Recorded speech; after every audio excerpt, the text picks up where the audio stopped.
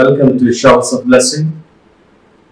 దేవుని కృపలో భద్రపరచబడి నూతన దినములో ప్రవేశించాం. ఈనాటి దేవుని వాగ్దానం, నీ మార్గముల మీద వెలుగు ప్రకాశించును. Light will shine on your ways. యోబు గ్రంథం 22వ అధ్యాయం 28వ వచనం. Praise God. ఈ నూతన దినములు దేవుడు మీ కొరకు సిద్ధపరిచిన ప్రతి దీవెన ఆకాశపు వాకిళ్ళు విప్పి మీ మీద కురంభరించునుగాక. మరి ఒక నూతన దినాన్ని ఆరంభిస్తున్న నేపథ్యములో ప్రేమ కలిగిన వాగ్దానము ద్వారా దేవుడు మనల్ని దర్శిస్తూ ఉన్నాడు. వెలుగైనటువంటి దేవుడు ఆయన ప్రేమ చొప్పున వెలుగు ప్రకాశింపచేయటానికి ఎన్నికలేనటువంటి మనలను ఆయన ఎంపిక చేసుకున్నాడు.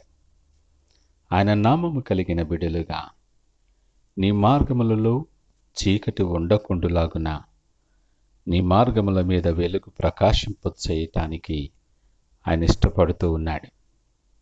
లేఖనమంటుంది, నువ్వు దేనినైనా యోచన చేయగా అది స్థిరపరచబడును.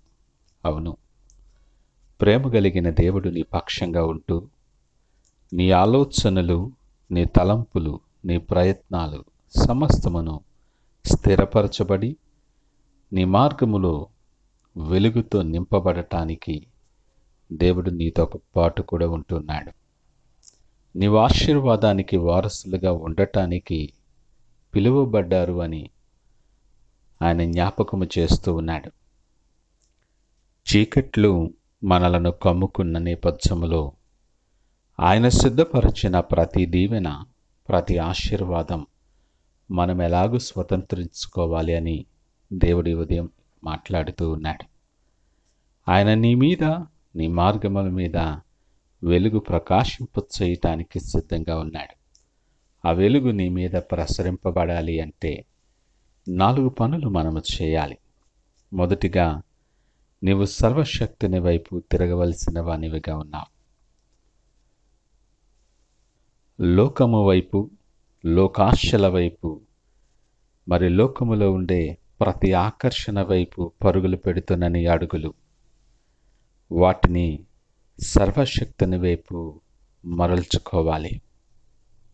నీ మార్గములో, నీ తలంపులలో ఆయనకు అంగీకారము కానిటువంటివి, ఒకవేళ అవి నీకు ఇష్టమైనా సరే, అవి నీవు విడిచిపెట్టాలి. మనసు ఆయన వైపు తిప్పుకొని నువ్వు సిద్ధపడాలి. రెండవదిగా, నీ గుడారములో దుర్మార్గత ఉన్నట్లయితే దాన్ని తొలగించాలి. నీ హృదయములో, నీ జీవితములో, నీ గృహములో ఆయనకు అంగీకారము కానిటువంటివి, దుర్మార్గతతో కూడిన కార్యాలు ఉన్నట్లయితే వాటిని విడిచిపెట్టాలి. మూడవదిగా, ఆయన మాటలు నీ హృదయములో ఉంచుకోవాలి. దావీదు అంటాడు, నేను పాపము చేయకుండానట్లు నీ వాక్యాన్ని నా హృదయములో భద్రపరుచుకున్నాను అంటాడు. వాక్యము జీవము గనుక దానిని మనము పొంది ఉండాలని దేవుడు మాట్లాడుతూ ఉన్నాడు. నీ హృదయములో జీవము కలిగిన ఆయన మాటలకు స్థానం ఉంటే, వెలుగైనటువంటి ఆ వాక్యానికి నీ హృదయంలో స్థానం ఉంటే, నీ హృదయములో, నీ జీవితంలో ఉన్న ప్రతి చీకటి కూడా తొలగించబడుతుంది. నాలుగవదిగా, ఆయనతో సహవాసము చేసేవారముగా ఉండాలి. ఆయనతో సహవాసం నీకు సమాధానము కలుగు చేస్తుందని లేఖనం మాట్లాడుతుంది.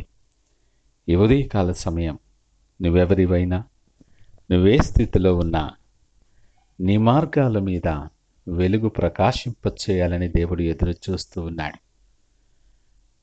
నువ్వు కూర్చుండుట, నీవు లేచుట ఎరిగిన దేవుడు. నీ మార్గాలు, నువ్వు నడుచు మార్గాలు ఎరిగినటువంటి దేవుడు. ఏ ఒక్కరూ తప్పిపోకూడదని ఆశపడే దేవుడు. నిన్ను ప్రేమించి నువ్వు ఆశీర్వాదానికి వారసులుగా పిలువబడ్డావని నీకు గుర్తు చేస్తూ ఆయన నిన్ను పిలుస్తూ ఉన్నాడు. ధైర్యము తెచ్చుకొని, నిబ్బరము కలిగి నీ మనస్సు సిద్ధపరచుకొని ఆయన వైపు తిరగటానికి ప్రార్థనా పూర్వకముగా సిద్ధపడదాం. ఆయన దగ్గరకు వచ్చు వారిని ఎంత మాత్రము త్రోయని దేవుని సన్నిధిలో ఉన్నాం. నీ ప్రతి పరిస్థితికి చాలిన దేవుడు, నీ ప్రతి సమస్యకు పరిష్కారము చేయగలిగినటువంటి దేవుడు, నీ ప్రతి చీకటిని తొలగించి నీ మార్గముల మీద, నీ సమస్తము మీద ఆయన వెలుగు ప్రకాశింప చేయటానికి సిద్ధముగా ఉన్నాడు. ఆ ప్రకారమైన దీవెన స్వతంత్రించుకునేలాగిన ప్రార్థనాపూర్వకంగా దినాన్ని ఆరంభిద్దామా? ప్రార్థించుకుందాం. పరిశుద్ధుడు, ప్రేమ నమ్మకమైన మా యేసయ్యా స్తోత్రాలు. ఈ ఉదయకాల సమయం మాతో మీరు మాట్లాడారు, మీకు వందనాలు.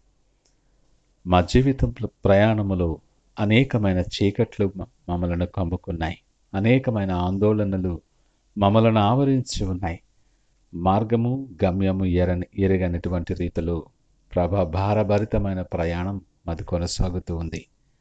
ఈ ఉదయకాల సమయం మా మార్గాలు ఎరిగిన దేవుడువు, మా అడుగులు స్థిరపరచే దేవుడువు, మా మార్గాల మీద వెలుగు ప్రకాశింపచేస్తానని నువ్వు ఇచ్చిన వాగ్దానాన్ని బట్టి మీకు వందనాలు. ఎంతో ఆదరణ కలిగి ఆశ కలిగి నీ తట్టు చూస్తున్నాం. ఆశ కలిగిన ప్రాణాన్ని మేలుతో తృప్తిపరచువాడా, మీకు వందనాలు, స్తోత్రాలు. మీరు సిద్ధపరిచిన ఆశీర్వాదాలు స్వతంత్రించుకొని మీరు సిద్ధపరిచిన మార్గములో నడుస్తూ వెలుగు సంబంధులమై నీ కొరకు సాక్షులుగా ఉండేలాగా మమ్మల్ని సిద్ధపరిచి మీరే మహిమ ఘనత ప్రభావాలు పొందమని యేసు నామమున అడిగి వేడుకొనుచున్నాము తండ్రి. ఆమేన్. God bless you.